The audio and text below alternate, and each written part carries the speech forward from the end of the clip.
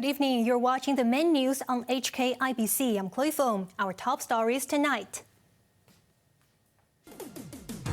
Apple Daily founder Jimmy Lai sentenced to 69 months in prison for subletting Apple Daily premises. Deputy Secretary for Justice Horace Cheung prefers guidance from Beijing in legal issues facing the city.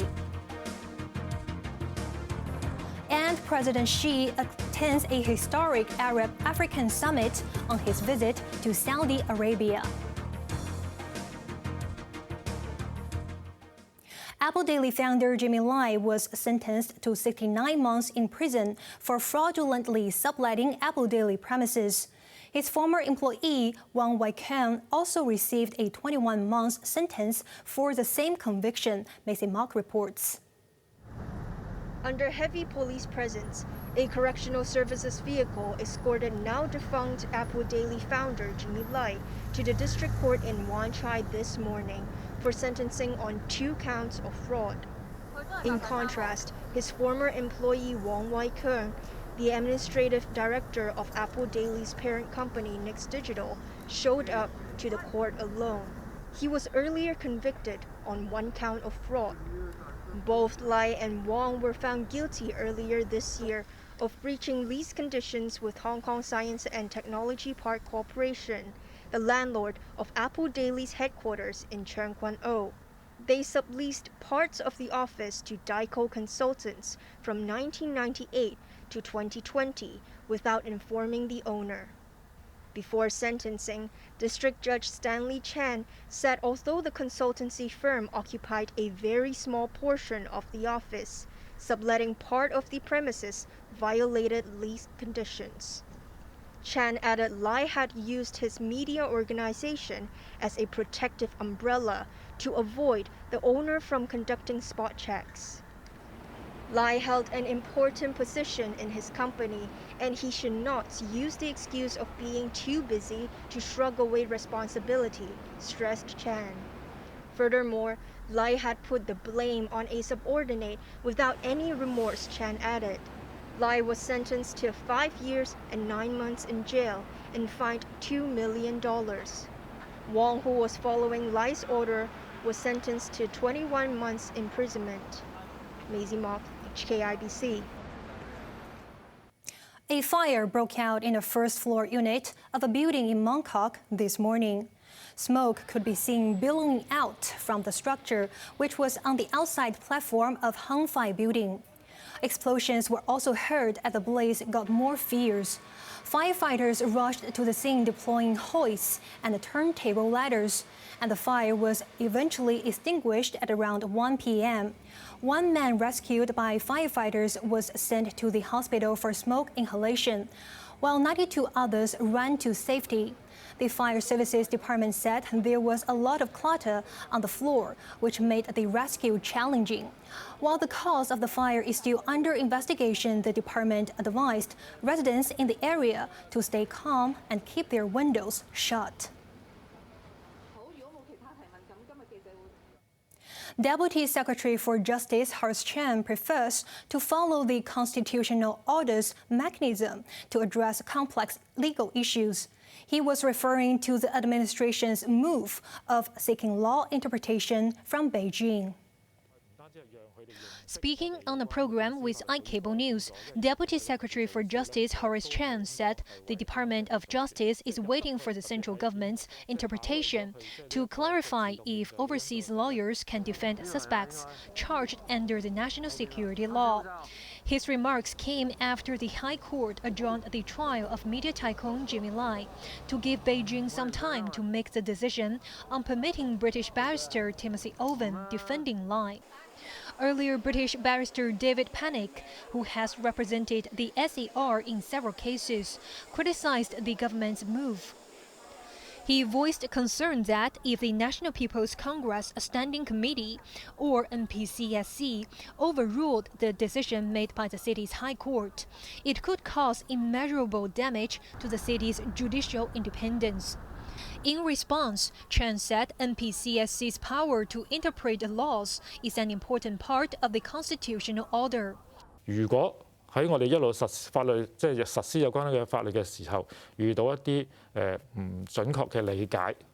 When we encounter some situations that are not clear or have inaccurate understanding while we are implementing legislations, we can solve the problems by following the constitutional orders mechanism, he said, adding he believes it is the healthiest direction for the development of rule of law.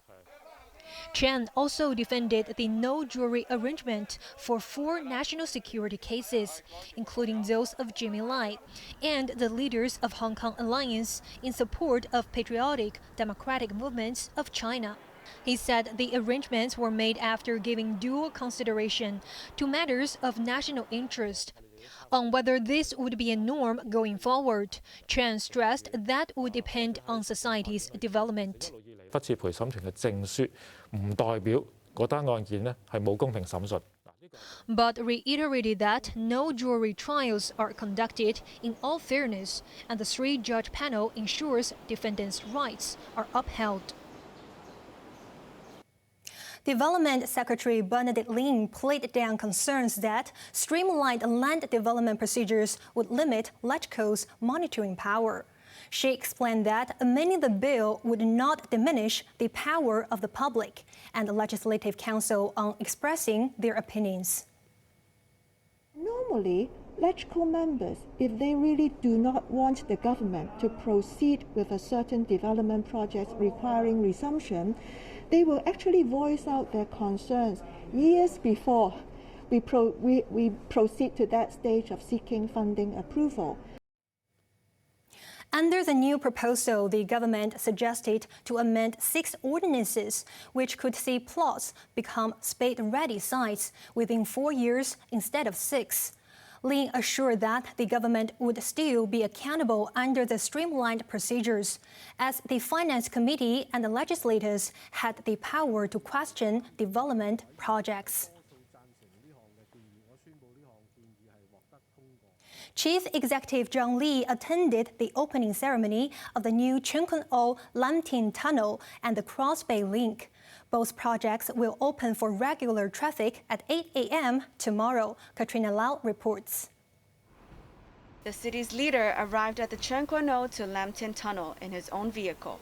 He was later accompanied by other officials, including Transport Panel Chair Frankie Yik, Commissioner for Transport Rosanna Law, and Director of Civil Engineering and Development Michael Feng.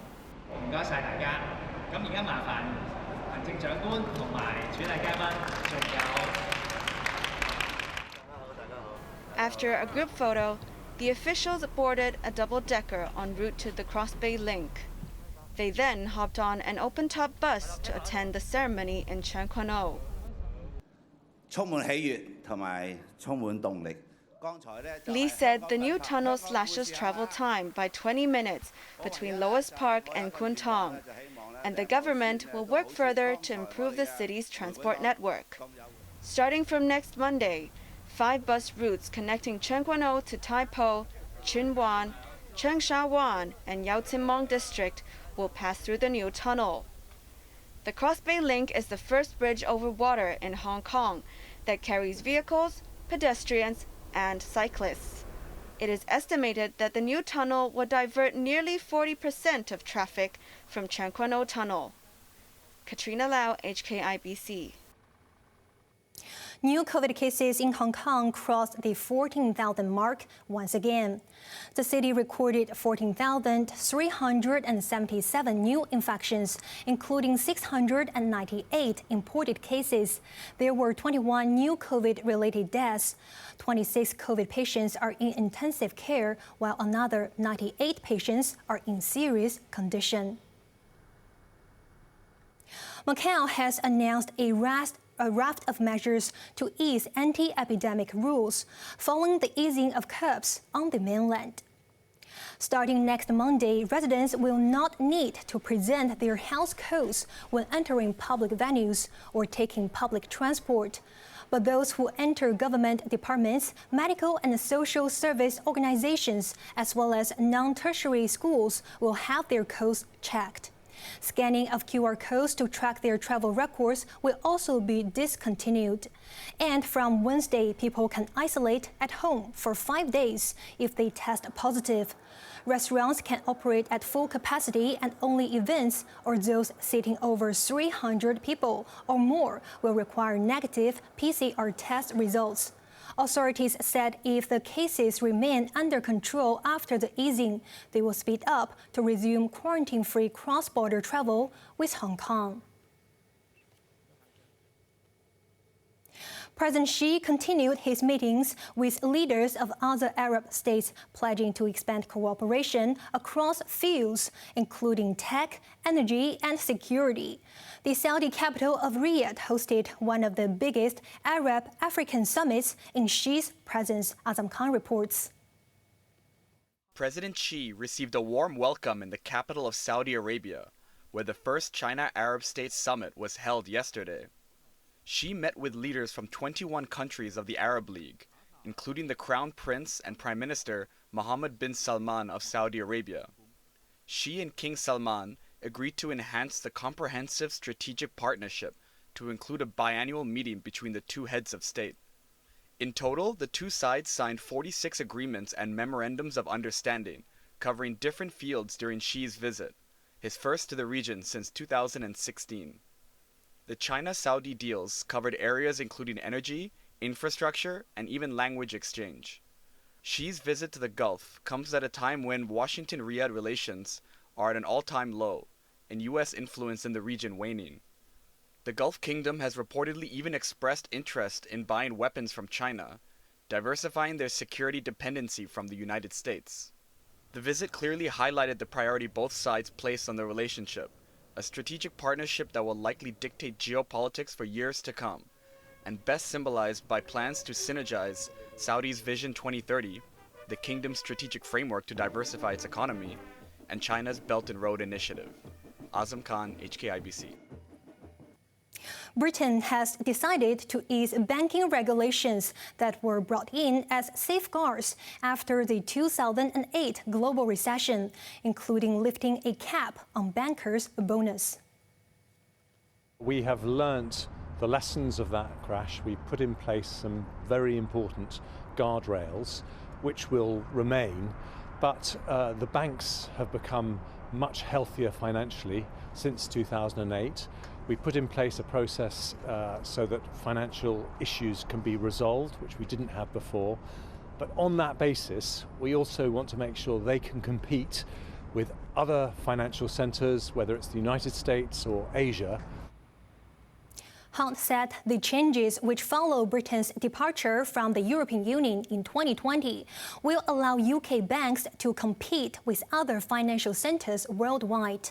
Critics have said the changes could bring back the same risks that brought about the 2008 crisis.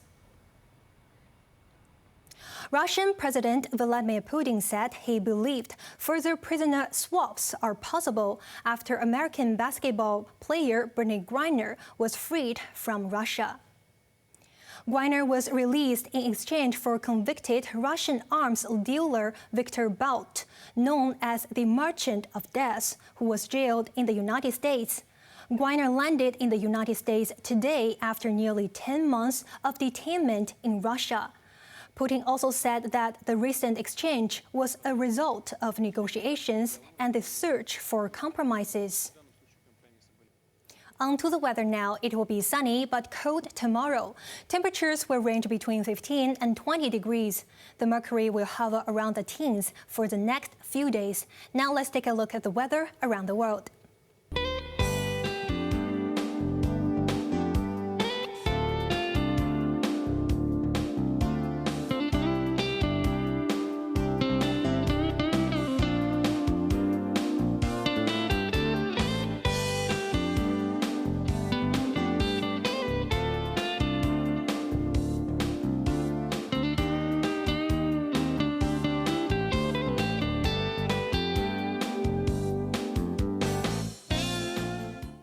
That's our main news for Saturday night. Join us for more news at 11. I'm Chloe Feng. Thanks for watching. Good night.